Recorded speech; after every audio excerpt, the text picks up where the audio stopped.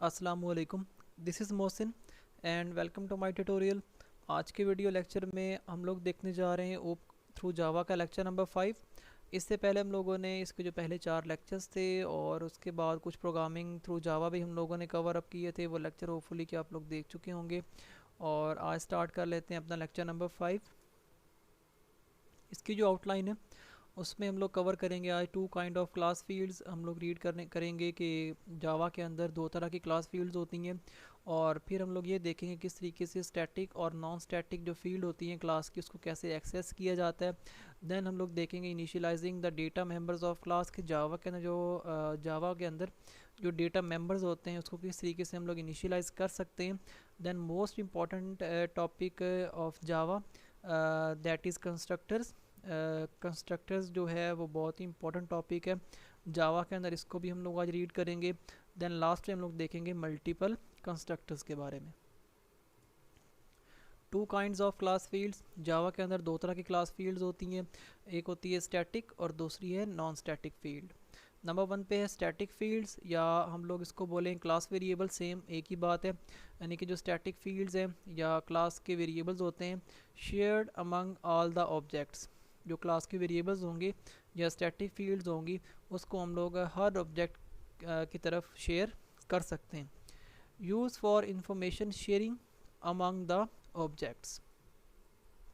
और उसके बाद स्टैटिक फील्ड्स जो होती हैं या क्लास के वेरिएबल्स होते हैं इसको हम लोग यूज़ करते हैं ताकि इन्फॉर्मेशन को शेयर कर सकें अमंग द ऑब्जेक्ट्स।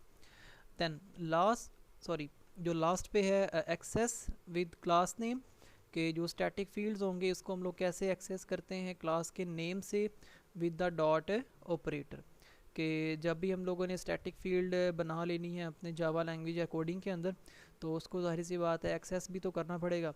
तो एक्सेस करने के लिए क्लास का name by using the dot operator इसको हम लोग एक्सेस करेंगे। उसके बाद है नॉन स्टैटिक फील्ड यानी कि इसको हम लोग इंस्टेंस वेरिएबल्स भी बोलते हैं। तो नॉन स्टैटिक फील्ड्स या instance variables these are objects of the class. Basically हमारे पास जो नॉन स्टैटिक फील्ड्स होते हैं या इंस्टेंस वेरिएबल्स होते हैं ये हमारे क्लास के ऑब्जेक्ट्स कहलाते हैं। Separate value for each object, हमें अलग अलग से हर ऑब्जेक्ट को वैल्यू असाइन करनी पड़ती है। देन जैसे कि हम लोगों ने कहा था कि स्टैटिक फील्ड क्रिएट करेंगे फिर उसको एक्सेस करेंगे विद द क्लास नेम। उसके बाद जो नॉन स्टैटिक फील्ड्स होंगे इंस्टेंस वेरिएबल्स होंगे उसको भी तो एक्सेस करना पड़ेगा, तो इसको एक्सेस करेंगे विद द ऑब्जेक्ट नेम। ठीक हो गया। स्टैटिक फील्ड हम लोग एक्सेस करते हैं क्लास नेम से और उसके बाद जो नॉन स्टैटिक फील्ड होती हैं इसको हम लोग एक्सेस करते हैं ऑब्जेक्ट नेम से with the dot operator. Okay, तो यहाँ पे जो क्लास की फील्ड्स हैं नॉन स्टैटिक और स्टैटिक उसका प्रैक्टिकली इन लोगों ने थोड़ा बहुत दिखाया हुआ है। तो जैसे कि इसने एक क्लास ली है बॉक्स के नाम से और उसमें उसने दो तरह के जो नॉन स्टैटिक वेरिएबल्स हैं या फील्ड्स हैं वो डिक्लेयर की हैं। यानी कि जब भी हम लोगों ने स्टैटिक टाइप का वेरिएबल या स्टैटिक फील्ड क्रिएट करनी होगी तो उसके साथ हम लोग स्टैटिक का कीवर्ड यूज़ किया करेंगे। ठीक हो गया। इन दो फील्ड्स या वेरिएबल्स के साथ उसने स्टैटिक को यूज़ नहीं किया, इसलिए ये हमारे पास नॉन स्टैटिक है। और जो ये दो फील्ड्स हैं या दो वेरिएबल्स हैं विड्थ और हाइट के नाम से ये स्टैटिक टाइप के हैं क्योंकि इनके साथ स्टैटिक का कीवर्ड लगा हुआ है। उसके बाद उसने एक डेमो क्लास ली है जिससे वो मेन मेथड में जाएगा और उसमें फिर उसने स्टैटिक मेंबर को और उसके बाद नॉन स्टैटिक मेंबर को एक्सेस किया हुआ है। इसको हम लोग भी प्रैक्टिकली देख लेते हैं किस तरीके से हम लोग क्लास क्रिएट करके अपने स्टैटिक और नॉन स्टैटिक क्लास फील्ड्स बनाते हैं और किस तरीके से मेन मेथड में जाकर उनको एक्सेस करते हैं। मैं यूज़ करता हूँ नेटबीन्स। तो जावा एप्लीकेशन 9 मीन्स के यहाँ पे मेरी वही क्लास आएगी बॉक्स डेमो। ठीक हो गया। और अभी मैं क्या करता हूँ कि ये वाली क्लास क्रिएट कर लेते। क्लास में क्रिएट करूँगा क्लास के कीवर्ड से और मैं क्लास का सपोज करें नाम सेम रखता हूँ बॉक्स। और इसमें दो नॉन स्टैटिक वेरिएबल्स या दो नॉन स्टैटिक फील्ड में डिक्लेयर कर लेता हूँ। उसने string colour is equal to mention किया red and then double type को उसने डेप्थ वेरिएबल लिए। डेप्थ वेरिएबल है और वो डबल टाइप का है और उसमें उसने 6.5 वैल्यू स्टोर की हुई है। यहाँ पे डबल कोट्स नहीं आएंगे बिकॉज ये स्ट्रिंग टाइप का था इसलिए इसमें इसने डबल कोट लगाए हुए थे, और ये डबल टाइप का है तो यहाँ पे इसके डबल कोट्स यूज़ हम लोग नहीं करेंगे, ये बाय मिस्टेक इससे लगे हुए हैं। उसके बाद हम लोग अभी डिक्लेयर कर लेते हैं अपने स्टैटिक वेरिएबल्स या स्टैटिक फील्ड्स, जिसको हम लोग डिक्लेयर करेंगे स्टैटिक के कीवर्ड से। ये थे हमारे नॉन स्टैटिक फील्ड या वेरिएबल्स, और ये हमारे अब आएंगे यहाँ पे स्टैटिक फील्ड्स।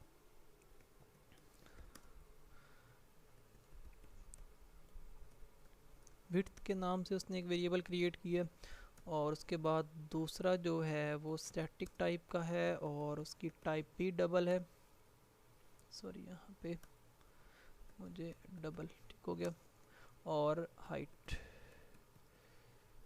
ठीक हो गया, ये हाइट, और इसमें इसने वैल्यू 8.3 स्टोर की हुई है।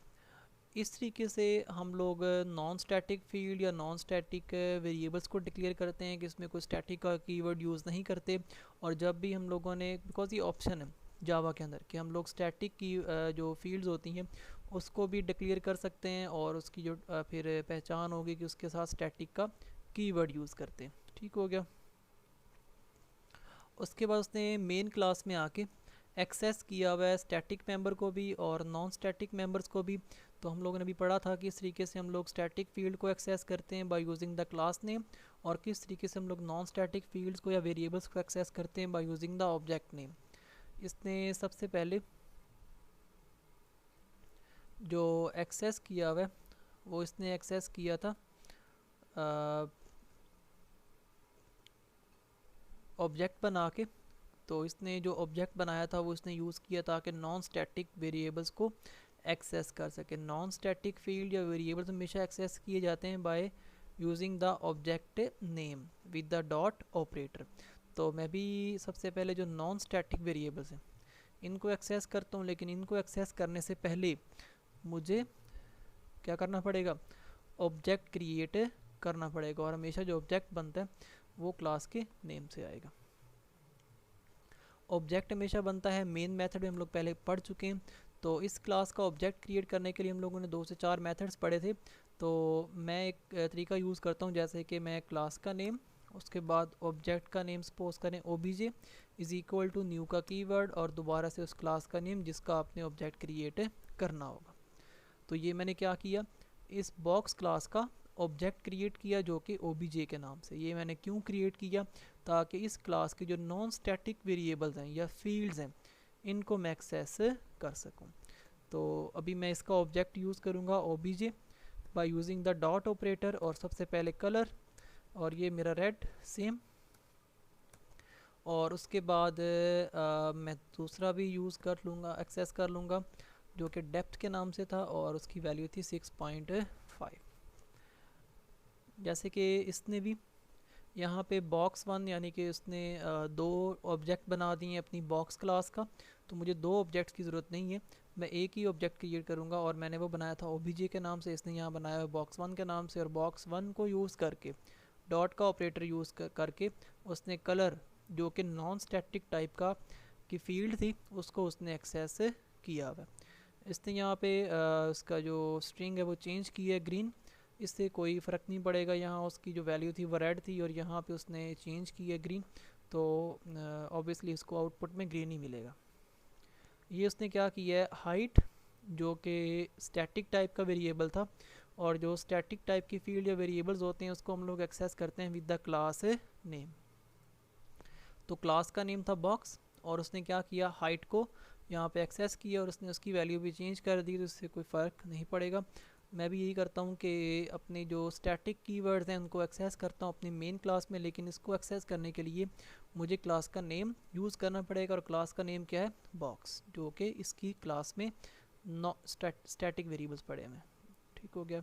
तो मैं क्लास का नेम यूज़ करूँगा बॉक्स और डॉट का, और उसके बाद height is equal to value 8.3 है, और उसके बाद box dot width is equal to 14.2। तो इस तरीके से मैंने क्या किया कि अपने जो 2 नॉन स्टैटिक वेरिएबल्स या फील्ड थे उसको मैंने एक्सेस किया अपने मेन क्लास के अंदर, मेन मेथड में, bye using the object of that class. और उसके बाद मैंने क्या किया कि जो स्टैटिक वेरिएबल्स या फील्ड थी उसको एक्सेस किया अपनी मेन क्लास में bye using the class name. ठीक हो गया। इनकी वैल्यूज़ को अगर आप लोग आउटपुट में शो करवाना चाहते हैं तो करवा भी सकते हैं। मैं कहूँगा system dot out dot println, और सपोज़ करें कि मैं कहता हूँ कि colour is equal to, colour की वैल्यू है इस obj डॉट कलर में, या मैं इसको कनकैटिनेट करवा दूँगा। ठीक हो गया। और मैं इसको एंड करूँगा सेमीकोलन से। और उसके बाद एक और वैल्यू जो कि स्टैटिक टाइप की थी उसको भी मैं आउटपुट में शो करवा लेता हूँ। मैं सपोज़ करें कहता हूँ कि जो विड्थ है, width is equal to, width कहाँ पड़ी है, बॉक्स डॉट विड्थ में, इस तरीके से। तो मुझे आउटपुट मिलनी चाहिए colour is equal to red and width is equal to 14.2। तो मुझे आउटपुट मिला colour is equal to red and मैंने दूसरी आउटपुट शो की थी width, and width is equal to 14.2। आप लोग जिस जैसे उसने चेंज किया हुआ है इसकी वैल्यूज़ को आप भी चेंज कर लें तो आपको जो अपडेट वैल्यू वही मिलेगी। मैं यहाँ पे चेंज करता हूँ, सपोज करें लिखता हूँ कि 5.2, सेव करते हैं, दोबारा से रन करते हैं तो मुझे इस दफ़ा मिलेगा colour is equal to green and width is equal to 5.2। तो इस तरीके से हम लोग नॉन स्टैटिक वेरिएबल्स या फील्ड्स को डिक्लेयर करते हैं, और और इस तरीके से हम लोग जो स्टैटिक फील्ड्स हैं उनको डिक्लेयर करते हैं, और इस तरीके से हम लोग उसको मेन क्लास में जाके एक्सेस कर रहे होते हैं। ठीक हो गया। To kinds of class methods, class के जो मेथड्स होते हैं वो भी दो तरह के होते हैं जावा के अंदर, एक है स्टैटिक और दूसरा है नॉन स्टैटिक। ठीक हो गया। Same as static and non static variables, कहता है जैसे कि स्टैटिक और नॉन स्टैटिक वेरिएबल से वैसे ही static and non static methods होते हैं in Java language. Static keyword is use before the method definition, कि जब भी आप लोग मेथड्स बनाया करेंगे जावा के अंदर, अगर आप उसको स्टैटिक टाइप का बनाना है तो उसको उससे पहले आप लोग उस स्टैटिक का कीवर्ड यूज़ कर लेंगे। ठीक हो गया। Can only be access with the class name, कि जो भी आपका स्टैटिक मेथड होगा उसको फिर आप एक्सेस करेंगे with the class name only. जैसे कि हमारे पास यहाँ पे स्टैटिक फील्ड्स या क्लास के वेरिएबल से उसको आप एक्सेस करते थे क्लास नेम से, वैसे जो भी आपका मेथड स्टैटिक होगा उसको भी आप एक्सेस किया करेंगे bye using the class name. तो इसने प्रैक्टिकली किया हुआ है कि एक उसने स्टैटिक मेथड क्रिएट किया अपनी क्लास के अंदर, और दूसरा उसने नॉन स्टैटिक मेथड क्रिएट किया, और फिर उसने मेन में जाके अपने मेथड्स को एक्सेस भी किया हुआ है, स्टैटिक मेथड को भी और नॉन स्टैटिक मेथड को भी। तो हम भी इस पे प्रैक्टिकल करके देखते हैं किस तरीके से आपने स्टैटिक मेथड क्रिएट करना होता है और किस तरीके से आपने नॉन स्टैटिक मेथड क्रिएट करना होता है। तो मुझे अभी फ़िलहाल ये चीज़ें नहीं चाहिए, इसको मैं डिलीट कर देता हूँ, यहाँ से रिमूव करते हैं। अच्छा, मुझे क्या करना है कि सबसे पहले दो वेरिएबल जो कि नॉन स्टैटिक टाइप के, ठीक हो गया, वो डिक्लेयर करने। एक है स्ट्रिंग, स्ट्रिंग टाइप का कलर के नाम से वेरिएबल, इसको फ़िलहाल मैं इनिशियलाइज़ नहीं करूँगा, इसको मैं इनिशियलाइज़ करूँगा बाय यूजिंग द स्टैटिक और नॉन स्टैटिक मेथड। और फिर डबल टाइप का उसने वेरिएबल डिक्लेयर किया है डेप्थ के नाम से, और इसको अभी फ़िलहाल उसने कोई वैल्यू असाइन नहीं की। मुझे भी क्या करना है, एक स्टैटिक मेथड डिक्लेयर करना है या बनाना है अपनी इस क्लास के अंदर। ठीक हो गया। तो उसने एक मेथड क्रिएट की है सेट कलर के नाम से, सेट कलर, और फिर उसने क्या किया है कि इसकी रिटर्न टाइप वाइट, और देन उसने इसको स्टैटिक बनाया हुआ। ठीक हो गया। तो इस तरीके से मैंने एक वेरिएबल डिक्लेयर कर दिया जो कि स्टैटिक टाइप पे, स्टैटिक कीवर्ड यूज़ करेंगे बिकॉज जो मेरा मेथड है सेट कलर उसका नेम है और उसकी रिटर्न टाइप वाइड है। ठीक हो गया।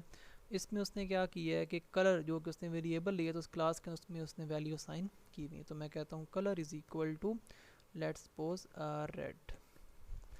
तो इस तरीके से आप लोग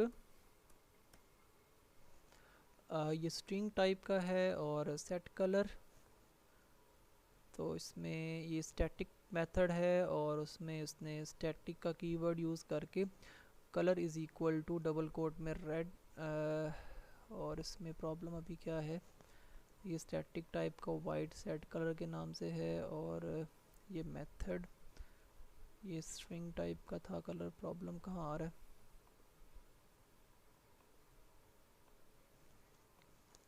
ओके, तो इसको देखना पड़ेगा। आई थिंक यहाँ कुछ प्रॉब्लम है कि ये स्ट्रिंग टाइप का था और मुझे इसके आई थिंक यहाँ पे टाइप बतानी पड़ेगी। ठीक हो गया, क्योंकि वो उसको एक्सेस नहीं कर रहा वहाँ से, तो मैंने क्या किया है कि उसको दोबारा से उसकी जो टाइप है वो बता दिए, ताकि वो उसकी टाइप को देखे कि उसकी जो टाइप है वो स्ट्रिंग है। इस तरीके से मैंने क्या किया है कि जो स्टैटिक का मेथड था वो क्रिएट करके मैंने वैल्यू असाइन कर दी है अपने पर्टिकुलर वेरिएबल में, जो कि नॉन स्टैटिक टाइप का था। अभी मैं एक नॉन स्टैटिक मेथड यूज़ करता हूँ और फिर जो डेप्थ का वेरिएबल था उसमें वैल्यू असाइन करके देखते हैं।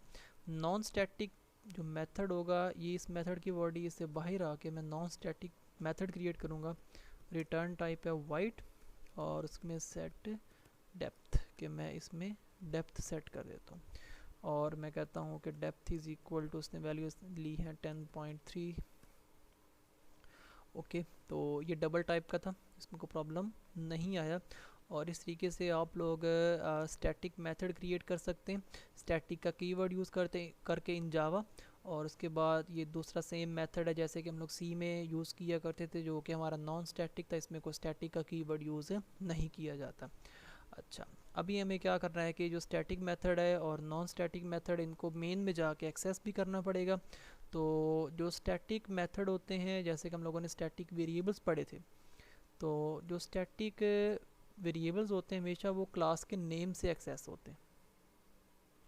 सेम लाइक जो हमारे स्टैटिक मेथड्स होंगे वो भी क्लास के नेम से एक्सेस किए जाएंगे। तो यहाँ हम लोग ऐसा करते हैं, मेन क्लास में जाते हैं और सबसे पहले जो अपना स्टैटिक मेथड है जो कि सेट कलर के नाम से, इसको एक्सेस करते हैं। तो जो भी हमारे पास स्टैटिक मेथड्स होंगे उनको हम लोग एक्सेस करेंगे bye using the class name. तो यहाँ पे मैं करता हूँ box class name dot set colour. Set colour क्या है? मेरे मेथड का नाम है जो कि स्टैटिक टाइप का था। ठीक हो गया, इसको मैंने एक्सेस किया मेन मेथड में bye using the class name. एक और मेरा मेथड था इस क्लास के अंदर, ये क्लास की बॉडी यहाँ से यहाँ तक, तो इसमें दो मेथड्स हैं। पहला था स्टैटिक, उसको मैंने एक्सेस किया bye using the class name.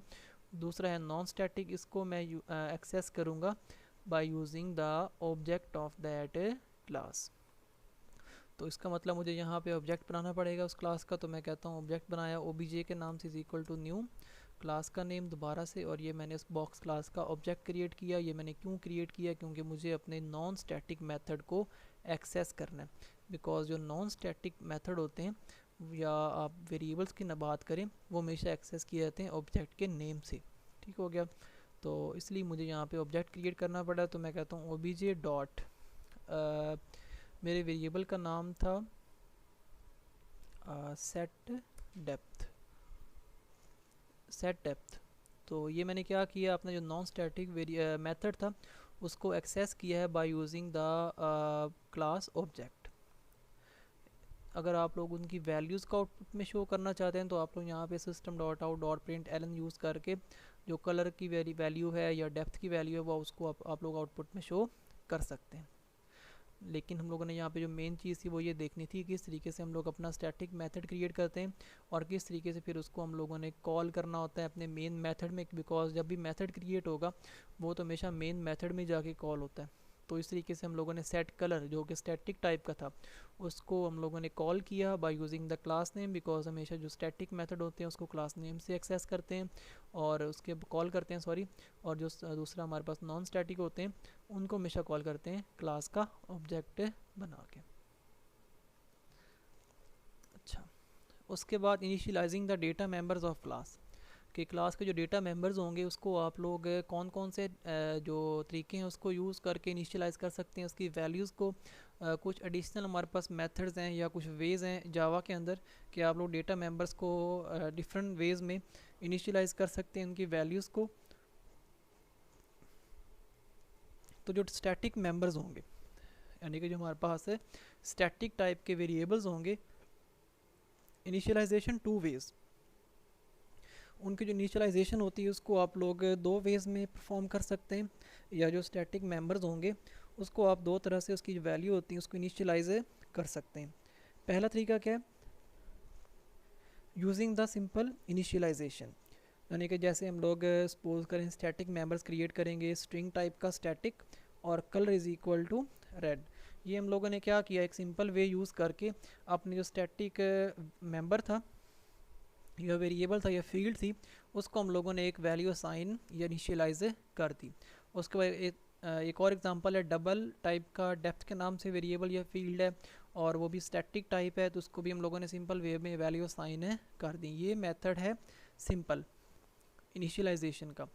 दूसरा वे क्या होता है, यूजिंग द स्टैटिक ब्लॉक, कि जो भी हमारे स्टैटिक मेंबर्स होंगे उसको पहला तरीका ये है कि आप लोग सिंपल वे यूज़ करें इनिशियलाइजेशन का, कि स्टैटिक का कीवर्ड यूज़ करें, फिर उसके बाद वेरिएबल का नाम लिखें, उसकी टाइप दें और सिंपल वे यूज़ करके उसको कोई ना कोई वैल्यू असाइन कर दें। और दूसरा तरीका क्या होता है, आप स्टैटिक का ब्लॉक बना लें। ब्लॉक कैसे बनाएंगे, आपके पास दो वेरिएबल्स थे कलर और डेप्थ, आपने क्या करना है कि इनिशियलाइज करनी है वैल्यूज़। एक तरीका ये था कि सिंपल आप लोगों ने उसको इनिशियलाइज कर दी वैल्यूज़ की, या उसको डिक्लेयर करें और उसके बाद स्टैटिक का कीवर्ड, बिकॉज ये स्टैटिक टाइप के हैं, और फिर आप लोग स्टैटिक का ब्लॉक बना लें। कि आपने क्या किया, स्टैटिक का ब्लॉक बनाया, ये ब्लॉक आएगा स्टैटिक का, और फिर आपने पहले जो उसका वेरिएबल था कलर इज़ इक्वल टू जो भी आप उसको कलर असाइन करेंगे, और उसके बाद डबल टाइप का आपके पास डेप्थ का वेरिएबल था और इसमें आप लोगों ने कोई ना कोई वैल्यू असाइन कर दी। तो दो वेज होते हैं स्टैटिक मेंबर्स को इनिशियलाइज करने के इन जावा लैंग्वेज। एक वे होता है सिंपल और दूसरा होता है स्टैटिक का ब्लॉक बना के। ठीक हो गया, कंटिन्यू कर रहा है initialization data members of the class. हम लोगों ने पढ़ लिया किस तरीके से स्टैटिक मेंबर्स को इनिशियलाइज करना, उसके दो वेज थे। और उसके बाद है नॉन स्टैटिक मेंबर्स इनिशियलाइजेशन। ठीक हो गया, तो नॉन स्टैटिक जो मेंबर्स होंगे उसको हम लोग इनिशियलाइज कर सकते हैं थ्री वेज में। नंबर वन पे है सिंपल इनिशियलाइजेशन, कि जो भी नॉन स्टैटिक मेंबर्स या वेरिएबल्स होंगे उनको आप लोग सिंपल इनिशियलाइजेशन के ज़रिए परफॉर्म कर सकते हैं। जैसे ये एग्जांपल है, ये सिंपल इनिशियलाइजेशन है, क्लास बनाए उसके डेटा मेंबर्स। अब ये नॉन स्टैटिक की बात हो रही है, पहले हम लोगों ने बात की है स्टैटिक की, उसके दो वेज थे, अब बात हो रही है नॉन स्टैटिक की। तो ये स्ट्रिंग कलर के नाम से इज़ इक्वल टू जो भी आप उसको कलर असाइन करेंगे, तो ये पहला वे है किसका, नॉन स्टैटिक मेंबर इनिशियलाइजेशन का, कि नॉन स्टैटिक टाइप के वेरिएबल्स हैं या मेंबर्स हैं या फील्ड्स हैं, उनको आप लोगों ने किस तरीके से जो वैल्यूज़ हैं वो इनिशियलाइज करनी है। पहला तरीका है सिंपल, ये इस तरीके से। दूसरा वे क्या है, initialization using the class methods, कि आप लोग क्लास के मेथड्स को यूज़ करके उसके जो नॉन स्टैटिक मेंबर्स होंगे उसको आप वैल्यू असाइन कर सकते हैं। वो आप लोग कैसे करेंगे, अब वो डिपेंड करेगा क्लास के मेथड पे कि आप लोग मेथड कौन सा यूज़ करते हैं। जैसे उसने यहाँ पे एक नॉन स्टैटिक, ज़ाहिर सी बात है कि आपके जो मेंबर्स होंगे वो नॉन स्टैटिक हैं, तो आपको जो मेथड है वो भी नॉन स्टैटिक यूज़ करना पड़ेगा। ठीक हो गया, तो इसको भी देख लेते हैं कि किस तरीके से आप लोग क्लास के मेथड्स को यूज़ करके अपने डेटा मेंबर्स को वैल्यू इनिशियलाइज कर सकते हैं। अभी मैं यहाँ पे इनको यहाँ से ये रिमूव कर देते हैं, बिकॉज मुझे ये क्लास तो चाहिए और ये मेंबर्स भी चाहिए, बट मुझे फ़िलहाल ये चीज़ें नहीं चाहिए। ठीक हो गया, और मैंने क्या करना है कि इनिशियलाइजेशन करनी यूजिंग द क्लास मेथड, और मेरे जो मेंबर्स होंगे वो कौन से होंगे, नॉन स्टैटिक। तो यहाँ पे मैंने दो नॉन स्टैटिक वेरिएबल्स या मेंबर्स बना लिए जो कि नॉन स्टैटिक हैं। अब मुझे क्या करना है कि इनिशियलाइजेशन करनी है, यानी कि जो वेरिएबल्स हैं जो कि नॉन स्टैटिक टाइप के हैं उनको वैल्यू असाइन करनी है by using the class method. तो मैं इसी क्लास में एक मेथड क्रिएट करूँगा जो कि मेरा नॉन स्टैटिक होगा। रीज़न क्या है कि मेरे मेंबर्स भी नॉन स्टैटिक हैं, तो मैं यहाँ पे एक मेथड क्रिएट करूँगा जो कि नॉन स्टैटिक है। और जैसे कि मैंने पहले भी इसमें वैल्यू असाइन की थी, इस तरीके से आप लोग वैल्यूज़ को असाइन इनिशियलाइज कर सकते हैं bye using the class method. और उसकी टाइप थी डबल, या आप लोग सिंपल अगर डेप्थ को भी यूज़ कर लें तो इसमें वैल्यू असाइन हो जाएंगे। ठीक हो गया। तो इस तरीके से आप लोग अपने जो नॉन स्टैटिक मेंबर्स होते हैं उसको by using class method value assign कर सकते हैं इन जावा। अब आप लोग अगर यहाँ पे इसको एक्सेस करना चाहते हैं तो वो आप लोग कैसे करेंगे, जैसे कि इसने मेन में जाके अब मेथड कॉल की है तो ये नॉन स्टैटिक टाइप का है, तो इसलिए आप लोगों को क्या करना पड़ेगा, सबसे पहले इस क्लास का ऑब्जेक्ट क्रिएट करना पड़ेगा ताकि आप अपने नॉन स्टैटिक मेथड को कॉल कर सकें इन मेन मेथड। तो अगर मैं यहाँ पे इस मेथड को कॉल करना चाहता हूँ, बिकॉज हमेशा जो मेथड कॉल होता है मेन फंक्शन में जाके होता है, तो मैं अपनी इस क्लास में इसकी बॉडी में आके अपने मेन मेथड में आऊँगा और यहाँ पे मैं क्या करूँगा, इसको कॉल करने के लिए मुझे इसकी क्लास का ऑब्जेक्ट क्रिएट करना पड़ेगा। और ऑब्जेक्ट क्रिएट करते हैं हमेशा सबसे पहले क्लास का नेम और उसके बाद ऑब्जेक्ट का नेम सपोज करें ओबीजे। ऑब्जेक्ट का नेम कोई सा भी आप लोग रख सकते हैं। ओबीजे इज़ इक्वल टू मैं सपोज करते हैं दोबारा से क्लास का नेम। ठीक हो गया। तो ये मैंने बॉक्स क्लास का ऑब्जेक्ट क्रिएट किया और ओबीजे डॉट सेट वैल्यूज़ को मैं कॉल कर लूँगा। जैसे ही यहाँ से मेरा जो प्रोग्राम है वो कंपाइल होना स्टार्ट होगा, यहाँ पे फ़िलहाल कोई वैल्यू इनको असाइन नहीं होंगी। और जब मैं इसको कॉल कर लूँगा अपने मेथड को, तो जब ये मेथड कॉल होगा तो कलर के वेरिएबल में रेड पड़ा होगा और डेप्थ में 10.5। इनको अगर मैं आप यहाँ पे system dot out dot println के ज़रिए कलर की वैल्यू और डेप्थ की वैल्यू आउटपुट में शो कराऊंगा तो मुझे कलर में रेड और डेप्थ में 10.5 आउटपुट में मिल जाएगा। उसके बाद बिकॉज हम लोगों ने ये पढ़ा था कि नॉन स्टैटिक मेंबर्स को हम लोग 3 तरीके से इनिशियलाइजेशन कर सकते हैं। तो पहला तरीका सिंपल था, नॉन स्टैटिक वेरिएबल्स में कैसे हम लोग सिंपल वे में वैल्यू असाइन कर सकते हैं, इनिशियलाइजेशन परफॉर्म करते हैं। दूसरा तरीका था बाय यूजिंग द मेथड, वो भी हम लोग देख चुके हैं बाय प्रैक्टिकली। और उसके बाद जो तीसरा तरीका है वो है यूजिंग द कंस्ट्रक्टर मेथड। जैसे हम लोगों ने आउटलाइन में देखा था कि हम लोग कंस्ट्रक्टर के बारे में भी पढ़ेंगे, तो पहले ये रीड कर लेते हैं बेसिकली कंस्ट्रक्टर होता क्या है। Constructor is a specific type of method of the class. तो कंस्ट्रक्टर क्या होता है, एक स्पेसिफिक टाइप का मेथड होता है क्लास का। यानी कि जैसे कि हम लोग खुद से एक मेथड क्रिएट करते हैं सेपरेट, तो ये भी हमारी एक क्लास का स्पेसिफिक टाइप का मेथड होता है जिसको हम लोग कंस्ट्रक्टर का नाम देते हैं। Constructor name is same as class name. ये बात बहुत इंपॉर्टेंट है कि जो कंस्ट्रक्टर का नेम होगा, देखें ना कंस्ट्रक्टर क्या होता है, एक मेथड होता है, तो मेथड का भी तो अपना एक नाम होता है ना। जैसे हम लोगों ने अभी मेथड क्रिएट किए थे सेट वैल्यूज़ या प्रिंट वैल्यूज़, तो ये मेथड का नेम है। तो कंस्ट्रक्टर जो होगा वो भी एक मेथड होगा, जाहिर सी बात है उसका भी तो कोई ना कोई नेम होना चाहिए। तो constructor name is same as class name, कि जिस क्लास का आप कंस्ट्रक्टर क्रिएट करेंगे तो जो कंस्ट्रक्टर का नेम होगा वो वही होगा जो उस क्लास का नेम होगा। ठीक हो गया।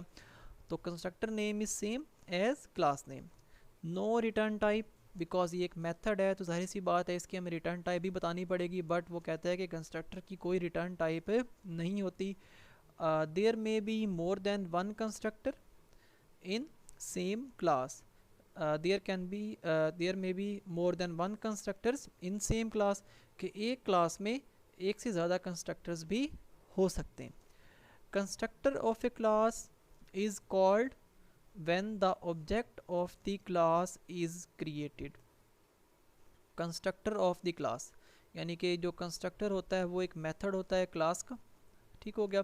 जाहिर सी बात है अगर वो मेथड होता है तो उसको हम लोग उसका जो नेम था वो तो वो कहता है कि वैसा ही नेम होगा जो उसकी क्लास का नेम होगा। तो मेथड अगर हम लोग बना रहे हैं या कंस्ट्रक्टर क्रिएट कर रहे हैं उसको कॉल भी तो करना पड़ेगा। तो कॉल कैसे करेंगे, constructor of A class, class का जो कंस्ट्रक्टर होगा इज़ कॉल्ड, वो कॉल हो जाएगा when the object of the class is created, कि जैसे ही हम लोग उस क्लास का ऑब्जेक्ट क्रिएट करेंगे जो हमारा उस क्लास का जो कंस्ट्रक्टर होगा वो ऑटोमेटिकली कॉल हो जाएगा। ओके। तो तीसरा वे था initialization using the constructor method, कि हम लोग कंस्ट्रक्टर को यूज़ करके भी जो हमारे मेंबर्स होंगे उसको हम लोग वैल्यू असाइन कर सकते हैं। तो देखते हैं कि डेफिनेशन ऑफ कंस्ट्रक्टर मेथड, ये उसने एक कंस्ट्रक्टर क्रिएट किया इस क्लास का, बिकॉज ये एक स्पेशल टाइप का मेथड होता है और इसका नेम वैसा ही होता है जो कि क्लास का नेम होता है। तो हम लोग इसको भी परफॉर्म कर लेते हैं कि किस तरीके से आप लोग एक कंस्ट्रक्टर क्रिएट कर सकते हैं एक क्लास का। ठीक हो गया, तो ये अभी फ़िलहाल मुझे चीज़ें नहीं चाहिए। तो मेरे पास दो डेटा मेंबर, दो के नॉन स्टैटिक टाइप के, हम लोग रीड भी अभी यही कर रहे हैं कि नॉन स्टैटिक मेंबर्स को किस तरीके से वैल्यू इनिशियलाइजेशन करनी होती है। तो तीसरा तरीका हम लोग पढ़ रहे हैं bye using the constructor method. तो अभी मैं कोई अलग से मेथड नहीं क्रिएट करूँगा, होगा तो मेथड मेरा, लेकिन मैं उसको नाम दे दूँगा कंस्ट्रक्टर का। तो कंस्ट्रक्टर एक स्पेसिफिक मेथड होता है जिसका नेम सेम होगा जो कि क्लास का नेम होगा। तो यहाँ पे एक कंस्ट्रक्टर क्रिएट करूँगा, बिकॉज बॉक्स क्या है, क्लास का नेम, तो कंस्ट्रक्टर भी सेम होगा जो कि क्लास का नेम है। ठीक हो गया, तो ये भी एक स्पेसिफिक मेथड क्रिएट हो गया। इसको यूज़ करके भी आप लोग अपने नॉन स्टैटिक मेंबर्स को वैल्यूज़ असाइन कर सकते हैं।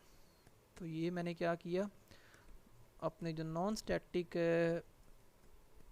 मेंबर से उसको बाय यूजिंग कंस्ट्रक्टर क्या किया, वैल्यूज़ असाइन कर दी। अच्छा, उसके बाद हम लोगों ने यहाँ पे क्या किया था, इससे पहले कि हमारे पास हम लोगों ने जो ये पढ़ा था बाय यूजिंग द मेथड, तो इसको हम लोगों ने मेन में जाके कॉल भी किया था सेट वैल्यूज़ को। अब जाहिर सी बात है हम लोग यहाँ पे क्या कर रहे हैं, एक कंस्ट्रक्टर बना रहे हैं, इसको भी हमें क्या करना पड़ेगा, मेन में जाके कॉल करना पड़ेगा। तो कॉल करने के लिए क्या करना पड़ेगा, constructor of A class is call, कि जो कंस्ट्रक्टर होता है क्लास का वो कॉल हो जाता है when the object of the class is created, कि जैसे ही आप लोग क्लास का ऑब्जेक्ट क्रिएट करते हैं आपका जो कंस्ट्रक्टर होता है वो ऑटोमेटिकली कॉल हो जाता है। जैसे कि यहाँ पे उसने एग्जांपल दी हुई है कि उसने क्या किया है, क्लास का ऑब्जेक्ट बनाने के लिए यानी कि जैसे हम लोग ऑब्जेक्ट क्रिएट करते हैं, क्लास का नेम आता है, ऑब्जेक्ट का नेम आता है, इज इक्वल टू न्यू का कीवर्ड आता है, दोबारा से क्या आता है, क्लास का नेम। तो अगर इस चीज़ को आप लोग देखें, बॉक्स और उसके बाद ये ब्रैकेट्स हैं, तो ये क्या है, कंस्ट्रक्टर इज़ कॉल्ड। तो जैसे ही हम लोग अपनी इस बॉक्स क्लास का ऑब्जेक्ट क्रिएट करेंगे, हमारा जो कंस्ट्रक्टर होगा वो भी ऑटोमेटिकली कॉल हो जाता है। तो यहाँ पे मैं क्या करता हूँ, सपोज करें कि उस क्लास का ऑब्जेक्ट क्रिएट करता हूँ is equal to new box. तो ये क्या हुआ, जैसे ही मैंने ऑब्जेक्ट बनाया मेरा जो कंस्ट्रक्टर था वो भी ऑटोमेटिकली कॉल हो गया। मुझे अलग से अपने इस कंस्ट्रक्टर जो कि स्पेसिफिक टाइप का मेथड है इसको कॉल करने की ज़रूरत नहीं पड़ेगी। और जब यहाँ पे मैं system dot out dot println colour को मैं प्रिंट करूँगा तो मेरे पास कलर आएगा रेड, और जब मैं डेप्थ को प्रिंट करूँगा तो डेप्थ में आएगा 10.5।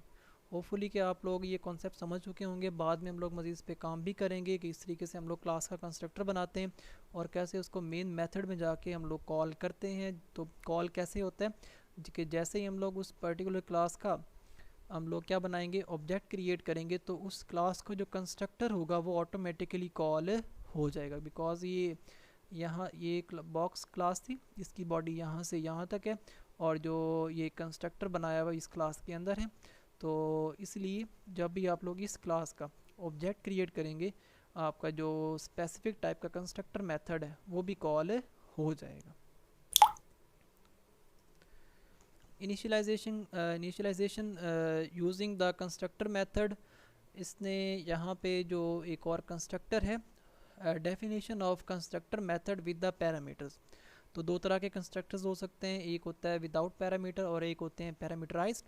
तो इसने एग्जांपल भी यहाँ पे मेंशन की हुई है। पैरामीटराइज्ड कंस्ट्रक्टर क्या होता है कि जब भी हम लोग कंस्ट्रक्टर क्रिएट करेंगे तो उसमें हम लोग कुछ पैरामीटर पास कर देंगे कि जब भी उस हम लोग कंस्ट्रक्टर को मेन में जाके कॉल करेंगे तो हम लोग रन टाइम पे उसको जो वैल्यूज़ देंगे वो उसके वेरिएबल्स में असाइन होती रहेंगी। इसको भी देख लेते हैं कि इस तरीके से हम लोग पैरामीटराइज्ड कंस्ट्रक्टर क्रिएट कर सकते हैं। यहाँ पे मुझे फिर ये काम नहीं करना पड़ेगा। ठीक हो गया, और ये तो मैं चलें बाहर इसको भी देखते हैं। ठीक हो गया, तो अभी मुझे क्या करना है, अपने नॉन स्टैटिक वेरिएबल्स को वैल्यूज इनिशियलाइज करनी है by using the parameterized constructor. तो मुझे कंस्ट्रक्टर तो क्रिएट करना पड़ेगा। ये मैंने बनाया कंस्ट्रक्टर और ये मेरा है एक सिंपल कंस्ट्रक्टर, बट मुझे इसको बनाना है पैरामीटराइज्ड। तो पैरामीटराइज कैसे बनाएंगे, उसने कहा है कि जब भी हम इसको कॉल करूँगा तो ये मुझसे एक इनपुट लेगा जो कि स्ट्रिंग टाइप की होगी। और जैसे कि आप लोग दूसरे मेथड्स बनाते हैं सिंपल, कि आप लोग यहाँ पे कोई पैरामीटर पास कर देते हैं कि जब भी मैं इसको कॉल करूँ तो मुझसे ये 2, 3 या एक इनपुट ले। सेम लाइक वैसे ही, बिकॉज ये आपके पास जो कंस्ट्रक्टर होता है वो एक मेथड होता है, तो ये भी पैरामीटराइज्ड हो सकता है। इससे पहले हम लोगों ने देखा था जो कि कंस्ट्रक्टर था इसमें कोई पैरामीटर पास नहीं हुए हुए, इसलिए हम लोगों ने जब इसको कॉल किया था तो इसमें कोई भी पैरामीटर या कोई वैल्यू हम लोगों ने असाइन नहीं की। लेकिन अब जो हमारा कंस्ट्रक्टर बना हुआ है ये पैरामीटराइज्ड है और ये हमसे 2 इनपुट लेगा जब भी हम लोग इसको मेन मेथड में जाके कॉल करेंगे। एक हमारी इनपुट होगी स्ट्रिंग टाइप की और दूसरी होगी डबल टाइप की। तो सेम हम लोग भी ऐसा ही कंस्ट्रक्टर बना लेते हैं पैरामीटराइज्ड, और मीन्स कि उसने कहा है कि जब भी ये मैं इसको कॉल करूँगा मुझसे ये एक स्ट्रिंग टाइप की वैल्यू लेगा, और जाहिर सी बात है मुझे एक टेम्परेरी वेरिएबल भी यूज़ करना पड़ेगा यहाँ पे। और उसके बाद ये मुझसे दूसरी इनपुट लेगा डबल टाइप की, और उसने लिया है ये वेरिएबल। ठीक हो गया। तो ये मैंने एक कंस्ट्रक्टर या एक स्पेसिफिक मेथड क्रिएट की है, यानी कि इसकी कोई मैंने रिटर्न टाइप नहीं लिखी, बिकॉज ये एक कंस्ट्रक्टर है, ये इस क्लास का कंस्ट्रक्टर एक मेथड है, इसलिए इसकी कोई रिटर्न टाइप नहीं आएगी। बट ये एक पैरामीटराइज्ड कंस्ट्रक्टर है कि जब भी मैं इस कंस्ट्रक्टर को मेन मेथड में जाके कॉल करूँगा मुझसे ये 2 इनपुट लेगा, एक होगी स्ट्रिंग टाइप की और दूसरी होगी डबल टाइप की। ठीक हो गया। और जैसे ही मैं इसको कॉल करूँ तो जो कलर का वेरिएबल है, यानी कि उसमें कलर आ जाए, और जो डेप्थ का variable is equal to depth. अब यहाँ पे इसका क्या मतलब है कि जब भी मैं इस कंस्ट्रक्टर को कॉल करूँगा मेन में जाकर तो उसको मैं 2 वैल्यू असाइन करूँगा, एक स्ट्रिंग टाइप की और दूसरी डबल टाइप की। ठीक हो गया। तो जो वैल्यूज़ आएंगी वो सेम होंगी CLR के वेरिएबल में, यानी कि जो मैं कलर वहाँ पे डबल कोट में लिखूँगा वो पहुँचेगा CLR के वेरिएबल में, और जो भी CLR में पहुँचे वो यहाँ से कॉपी होके इस कलर के वेरिएबल में पहुँच जाए। सेम लाइक जो मैं डबल टाइप का DEP वेरिएबल लिया हुआ है, इसमें जब भी मैं यहाँ जाके कॉल करूँगा तो वैल्यू पहुँचेगी DEP की वेरिएबल में। और ठीक हो गया। और जो भी यहाँ पे पहुँचे DEP की वेरिएबल में वो वैल्यू कॉपी हो जाए डेप्थ के वेरिएबल में। होप सो कि आप लोग समझ रहे होंगे। चलें इसको कॉल करते हैं मेन मेथड में जाके, और कॉल करने के लिए मुझे क्या करना पड़ेगा जस्ट, यानी कि इस पैरामीटराइज्ड कंस्ट्रक्टर को कॉल करने के लिए मुझे क्या करना पड़ेगा, सिंपल मेन में जाके इसकी जो क्लास है उसका ऑब्जेक्ट क्रिएट करना पड़ेगा। अब यहाँ देखें, अगर आप मैंने जो ऑब्जेक्ट क्रिएट किया उस क्लास का, तो जो मेरा कंस्ट्रक्टर है वो भी कॉल हो चुका है, बट यहाँ पे एरर है। एरर क्यों है? बिकॉज जो ये कंस्ट्रक्टर है ये पैरामीटराइज्ड कंस्ट्रक्टर था, इसलिए मुझसे ये 2 इनपुट ले रहा है। तो पहले इनपुट मैं इसको दूंगा डबल टाइप की, और पहली इनपुट आएगी स्ट्रिंग टाइप की और दूसरी इनपुट मैं सपोज करें देता हूँ इसको डबल टाइप की। अब इसमें कोई प्रॉब्लम नहीं है। अब इससे क्या हुआ कि जो भी मैंने इसमें वैल्यू साइन की है रेड, ये कॉपी हुई है CLR के वेरिएबल में, और यहाँ से जो CLR के वेरिएबल में जो वैल्यू कॉपी हुई थी रेड, यहाँ से वो कहाँ पहुँच चुकी है कलर के वेरिएबल में। उसके बाद कॉमा 10.5 ये पहुँचेगा यहाँ से वैल्यू DEP में, और यहाँ से DEP में जो 10.5 वो पहुँचेगी डेप्थ के वेरिएबल के अंदर। अब मेन में मैं जब भी कलर की वैल्यू को आउटपुट में शो करूँगा मुझे मिलेगा रेड, और जब भी मैं डेप्थ की वैल्यू को आउटपुट में शो करूँगा मुझे मिलेगा 10.5। तो इस तरीके से हम लोग जो पैरामीटराइज्ड कंस्ट्रक्टर है वो क्रिएट करते हैं, और इस तरीके से हम लोग उसको मेन में जाके कॉल करते हैं। ठीक है, ओके। आई थिंक होपफुली कि आप लोगों को समझ आया होगा किस तरीके से हम लोग इनिशियलाइजेशन कर रहे होते हैं डेटा मेंबर्स की। बहुत इंपॉर्टेंट टॉपिक था आज का कंस्ट्रक्टर पे, और उसके बाद जो हमारे पास दूसरी टाइप थी कंस्ट्रक्टर की पैरामीटराइज्ड कंस्ट्रक्टर। होपफुली कि आप लोग समझ चुके होंगे इस बात को। और अगर आप लोगों को वीडियो पसंद आई हो, लाइक और शेयर और कमेंट करना मत भूलिएगा। उसके बाद स्टार्ट करेंगे लेक्चर नंबर 6। तब तक के लिए अल्लाह हाफिज़।